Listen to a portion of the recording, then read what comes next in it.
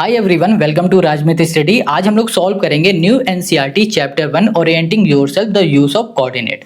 अभी जो हमारी एनसीईआरटी अपडेट हुई है ना, उस बुक को अभी मार्केट में कहीं भी अवेलेबल नहीं कराया गया, नहीं मिल रही कहीं भी। तो हमने क्या किया, जो ऑफिशियल वेबसाइट थी उससे पीडीएफ डाउनलोड करके प्रिंट आउट करा लिया। बिल्कुल बुक जैसी फीलिंग दे रही है। आज हम लोग क्या करेंगे, इस चैप्टर की एक्सरसाइज 1.1 को सॉल्व करेंगे पूरा कंप्लीट, अच्छे से आराम से समझेंगे। अगर आप इस चैनल पे नए हो तो इसको सब्सक्राइब कर लो, क्योंकि आपको एनसीईआरटी, आरएस अग्रवाल दोनों ही बुक के सोल्यूशन फ्री ऑफ कॉस्ट मिलेंगे। और आरएस अग्रवाल का जो चैप्टर 1 है वो भी हमारा कोऑर्डिनेट ज्योमेट्री है, उसके सोल्यूशन ऑलरेडी हमने अपलोड कर दिए हैं, जाके आप देख सकते हो। तो चलो शुरू करते हैं। यहाँ पर क्वेश्चन फर्स्ट से ये कह रहा है फिगर 1.3, पीछे पेज में फिगर यहाँ पर देखो बना हुआ है। ये कह रहा है so Rihana room with point O A B C making its corner, the x axis and y axis are marked in the figure, point O is the origin. यहाँ पर देखो फिगर को ध्यान से देखो। यहाँ पर क्वेश्चन कह रहा है कि भैया ये जो कॉर्नर है, ये ओ है, ये ए है, ये बी है, ये सी है, और इसके कोऑर्डिनेट दे दिए गए हैं। कहा जा रहा है ये एक एक्स एक्सिस है, ये वाई एक्सिस है, और ये दोनों जिस पॉइंट में मिलते हैं ना, जहां पर इंटरसेक्ट करते हैं, उसे ओरिजिन बोलते हैं। तो ये हमारा क्या है, ओरिजिन। ओरिजिन हमेशा 0 0 होता है, यानी कि ओरिजिन में जो कोऑर्डिनेट होते हैं वो एक्स भी 0 होता है, वाई भी 0 होता है। ये रूम है, इसे देख लिया अच्छे से। अब हमें क्या करना है, इसके क्वेश्चन को पढ़ना है। 4 क्वेश्चन दिए गए, इसी से पूछा जा रहा है और इसी को देख के हमें आंसर देना है। क्वेश्चन फर्स्ट कह रहा है if D1 R1 represent the door of Riyana room. कह रहा है D1 जो R1 है वो रिप्रेजेंट कर रहा है रियाना के रूम के डोर को। देखो ये D1 है, ये R1 है, ये रिप्रेजेंट कर रहा है कि यहाँ पर इस रूम का डोर लगा हुआ है। आगे कह रहा है how far is the door from the left wall the Y axis of the room. अब यहाँ पर क्वेश्चन कह रहा है कि ये बताओ कि जो लेफ्ट वॉल है ना, इससे कितनी दूर हमारा रूम है, ये पूछ रहा है। और कह रहा है how far is the door from the x axis, x axis से हमारा डोर कितना दूर है, ये पूछ रहा है। देखो सबसे पहले ये हमारा राइट वॉल है, इसके अपोजिट क्या होगा, लेफ्ट वॉल होगा, और ये वाई एक्सिस भी है। अब इससे कितना दूर हमारा डोर लगा हुआ है ये बताना है, डिस्टेंस बता देनी है। और जो ये हमारा एक्स एक्सिस है ना, इससे कितनी दूर हमारा डोर है ये भी बताना है। तो चलो अब इसको हम लोग सॉल्व कैसे करेंगे, कैसे एक्सप्लेन करेंगे वो देख लेते हैं। बहुत ही सिंपल है, आराम से इसको देखना, सब कुछ समझ में आ जाएगा। अगर कहीं कोई चीज समझ नहीं आती तो आप हमें कमेंट करके बता देना। सबसे पहले हमारे पास जो क्वेश्चन नंबर फर्स्ट का जो फर्स्ट पार्ट है उसको देखो। यहाँ पर क्वेश्चन ने किसकी बात की है, D1 की बात की थी, ठीक है, और किसकी बात की है, R1 की बात की है। ये देखो D1 R1 लिखा हुआ है ना, यहाँ पर इसकी बात की है। अब फिगर को ध्यान से देखो, यहाँ पर D1 कहाँ दिख रहा है, ये हमारा D1 है और ये हमारा R1 है। R1 के देखो कोऑर्डिनेट्स दे दिए गए, पॉइंट्स दे दिए गए, बट D1 के नहीं दिए गए। बट D1 हमारा कहाँ बन रहा है, ये 8 में बन रहा है, तो इसका कोऑर्डिनेट क्या हो जाएगा, 8,0।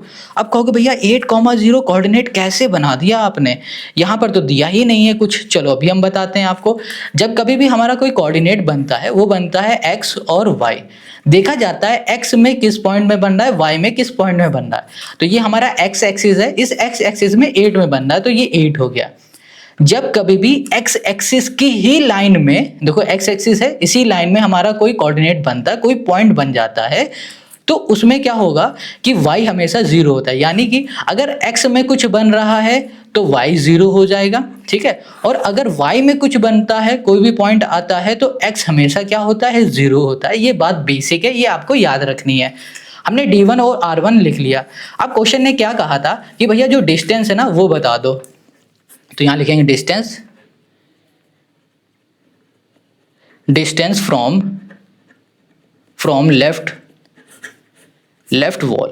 लेफ्ट वॉल से डिस्टेंस कितनी है हमारी, देखो ध्यान से। यहाँ पर 0 से लेकर 1 2 3 4 5 6 7 8 कितनी दूर है, 8 है, तो यहाँ लिखेंगे 8। अब हमें यहाँ पर ये नहीं पता है 8 सेंटीमीटर है कि मीटर है, यूनिट है, क्या है, कुछ नहीं पता। जब हमें कुछ पता नहीं होता है तो उस केस में हम लोग यूनिट लिख देते हैं, सिंपल सी बात। इतनी बात क्लियर समझ में आ गई। क्या लिख दिया, 8 यूनिट्स, डिस्टेंस पता चल गई। अब क्वेश्चन ने क्या कहा था, ये कह रहा है कि how far is the door from the x axis, x axis से कितना दूर है। अब इसको ऐसे समझो, ये हमारा स्केल है, स्केल के ऊपर ही हमने पेन रख दिया। अब हम आपसे कह रहे हैं कि ये बताओ कि ये जो पेन है ये स्केल से कितना दूर है। अब कहोगे कैसे बताएं भैया, ये तो इसके ऊपर ही है, तो डिस्टेंस तो कुछ भी नहीं होगी, डिस्टेंस 0 होगी।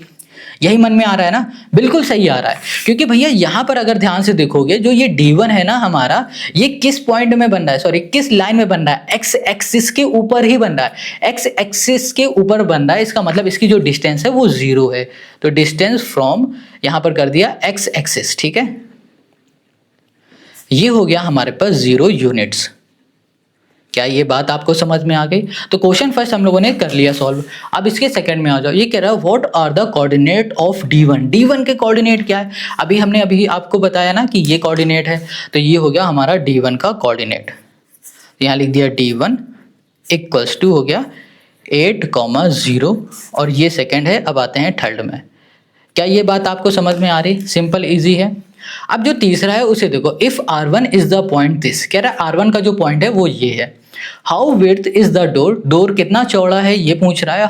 Do you think this is a comfortable width of the room door, if a person in a wheel chair wants to enter the room will he she be able to do so easily. Question यहाँ पर कह रहा है कि भैया सबसे पहले आप ये बताओ कि डोर हमारा कितना चौड़ा है, ठीक है, कितना लेंथ है, उसकी चौड़ाई पूछी जा रही है।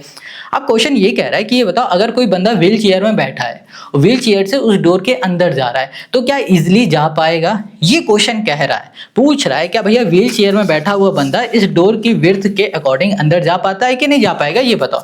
तो सबसे पहले हम लोग क्या करेंगे, हम लोग इसकी विड्थ निकालेंगे डोर की। तो यहाँ पर डोर की विड्थ कैसे निकालेंगे? देखो, डोर की जो विड्थ होगी वो D1 से लेकर R तक है, यानी कि इसकी विड्थ निकालते हैं। कैसे, अभी बताते हैं आपको। यहाँ पे लिखा है D1। D1 हमारे पास कितना है, ये 8,0 है। और R1 कितना है हमारे पास, ये है हमारे पास 11.5 से लेकर 0 हो गया, ठीक है। अब हमें क्या चाहिए, विड्थ चाहिए। ये हो जाएगा हमारे पास 11.5 माइनस 8। इसको सॉल्व कर दो, कितना आ जाएगा हमारे पास, ये आ जाएगा 2.5। ये मिल जाएगा, ये क्या हो जाएगा, यूनिट। क्या ये बात आपको समझ में आ गई? कोई दिक्कत है? इतना चौड़ा हो जाएगा हमारे पास गेट हमारा। अब देखो यहाँ पर सॉरी 2 नहीं होगा 3 होगा, ये गलत कर दिया था। ओके 3.5 हो गया, 3.5 यूनिट हो गया। अब देखो यहाँ पर ना क्वेश्चन एक कह रहा है कि भैया जो व्हील चेयर से अंदर कोई इंटर करेगा तो क्या इस गेट से इजीली कर पाएगा? तो गूगल करो, गूगल में देखो व्हील चेयर की जो लेंथ होती है वो कितनी होती है, विड्थ कितनी होती है। तो आपको देखने को मिलेगा व्हील चेयर की जो विड्थ होगी वो अप्रॉक्स होगी 2 से लेकर 2.5 फीट तक होती है। क्या होती है, फीट तक होती है, यानी कि 2 से लेकर 2.5 फीट होती है। इतनी बात क्लियर है? अभी देखो ये यूनिट में चल रहा है, हमने गूगल किया तो फीट में आ गया। तो हमारे पास जब इस तरीके से कंडीशन आती है तो हम लोग यूनिट 1 यूनिट को मान लेते हैं 1 फीट के बराबर। इतनी बात क्लियर हो गई? हमने मान लिया, हमें कुछ नहीं पता तो हम मान लेते हैं, हमने यहाँ पर मान लिया। तो हमने क्या देखा कि हमारे पास जो डोर है उसकी जो चौड़ाई है वो 3.5 फीट है, ठीक है, ओके। और जो हमारी व्हील चेयर है वो कितनी होती है, 2.5 फीट होती है। तो इनमें से कौन सा बड़ा है? भैया डोर की चौड़ाई बड़ी है। तो इसका मतलब ये हमें समझ में आ रहा है कि भैया जो भी बंदा होगा व्हील चेयर में वो आराम से अंदर जाएगा और वापस बाहर भी आएगा। इसके लिए हमें एक स्टेटमेंट देनी होगी। यहाँ पर स्टेटमेंट हम लिख देते हैं, the width of the door is about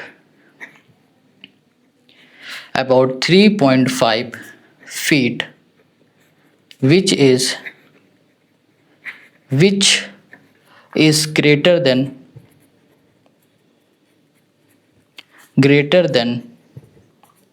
the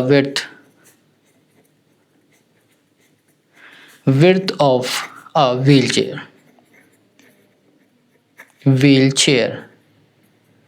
इतनी बात क्लियर हो गई? यहाँ लिखेंगे the door is wide enough and a wheelchair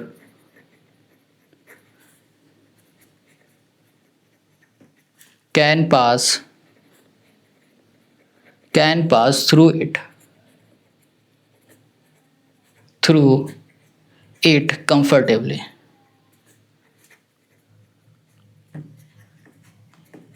क्या ये बात आपको समझ में आ गई? और ये स्टेटमेंट आपको भी लिख देनी है, आपको पूरे नंबर मिल जाएंगे। तो यहाँ पर हो गया क्वेश्चन नंबर 3 का हमारा आंसर। अब आते हैं क्वेश्चन नंबर 4 में। देखो क्वेश्चन नंबर 4 जो है ना वो भी 3 की तरह है, बिल्कुल सिंपल है। यहाँ पर क्वेश्चन क्या कह रहा है, if B1 this and B2 this represent the end of the bathroom door. ये रिप्रेजेंट कर रहा है, देखो कहाँ पर है, ये B1 है, ये B2 है, यहाँ कहीं बाथरूम होगा इस तरफ, तो ये बाथरूम का डोर है, ठीक है। अब यहाँ पर कह रहा है is the bathroom door narrow और wider than the room door. अब यहाँ पर हमें बताना है कि जो बाथरूम का डोर है ना वो छोटा है या बड़ा है हमारे यहाँ पर जो रूम का डोर है ना उससे। चलो कंपेयर कर लेते हैं, सिंपल है। पेज ले, चलो कंपेयर कर लेते हैं, सिंपल बहुत है। यहाँ पर देखो, यहाँ पर जो गिवन है हम लोग पहले उसको लिख लेते हैं। हमारे पास क्वेश्चन है 4th, यहाँ पर दिया गया है B1, ये है हमारे पास 0,1.5, ठीक है। ये हो गया हमारे पास B2, ये हो जाएगा 0,4 हो गया। इतनी बात क्लियर हो गई। अब यहाँ पर कैसे निकालेंगे विड्थ वो देखो, तो ये होगा बाथरूम, यहाँ पर हो जाएगा डोर विड्थ इक्वल्स टू हो गया हमारे पास 4 माइनस 1.5 इक्वल्स टू हो गया हमारे पास यहाँ पर 2.5, ठीक है। यहाँ कर दिया हमने यूनिट, ये हो गई हमारे पास बाथरूम डोर की यूनिट। अभी हम लोगों ने क्या देखा था, हम लोगों ने यहाँ पर देखा था कि हमारे पास जो डोर की यूनिट आई थी वो है 3.5, है ना। तो यहाँ पर देख लेते हैं, यहाँ पर हो जाएगा डोर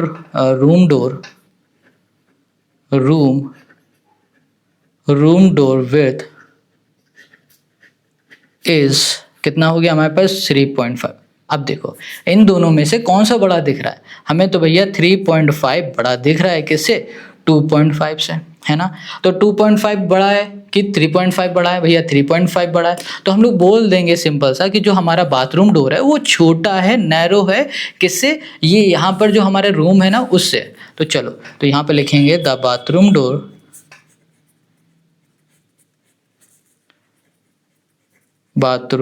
यहाँ पर हो गया door is narrow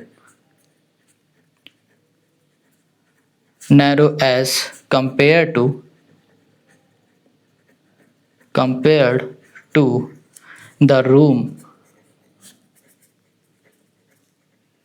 because compare to the room door लिख देते हैं, रूम नहीं करते हैं, room door because is its width